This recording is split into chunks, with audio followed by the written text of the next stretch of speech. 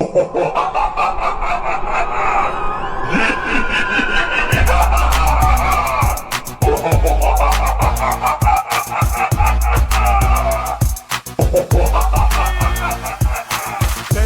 Adana, zirveden selam. Durmak yok omi, patlamaya devam. Yok bundan sonra size sigara filan. Uçuyor yıldızlara müptezel bayan. Sesler Adana, zirveden selam. Durmak yok omi, patlamaya devam. Yok bundan sonra size sigara filan. Uçuyor yıldızlara müptezel bayan. Harmanım, baba nerede çarşafım? Gördüğüm bu paketler benim dermanım. Hoppa yavaşça açıldı fermanım. Sakın kaçma buraya gel la kezbanım. Adana çocuğu aga şehrimin delisi. Olay büyük kardeş mevzu kendisi. Plaka 01 korkumuz dinle. Yazmak için yine yuttun bence. Ben yazınca mı gol neşemiz yerinde. Siz ayrı tripte bense düşüşte. Halüs görüyorum ben bu sahnede.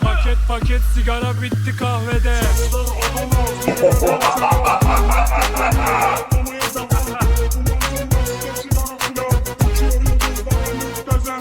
Kapı yutmayınca dönmüyor tekeri. Tribe sokma beni, çıkarma beni. Gidin o abinize selam söyleyin. Tahtını sikiyorum ben de böyleyim. Sevenlerim şimdi besin bana eri. Ben ustuze oluyorum sanki deli. Bulaşmayın Ramo'da vites atmaz geri. Güzeli satanlara atıyoruz seri. Tek rakı yok dayı hani bize sigara. Memurlar geliyor yat yere yat yat. Nezarete düştü al bir sigara yak. 10 dakika sonra baba ifaden alınacak. Sokakta yine siren sesleri. İlk başında tetikçi kaldır elleri. Kopmaya devam baba ayık bizleri. İtinayla yazıyoruz evet sizleri. Ders matematik baba kafam trilyon. Bana soru sormayın ben hiç bilmiyorum. Ben nerede olduğumu bir an şaşırıyorum. Hocam diyor evladım gelsen kaşınıyorum. Bir 70'lik daha bu çocuk doymadı. Kafası güzelken banka soymadı. Bu olay bitmedi mevzu olmadı. Bir sigara çözün bana neşem kalmadı.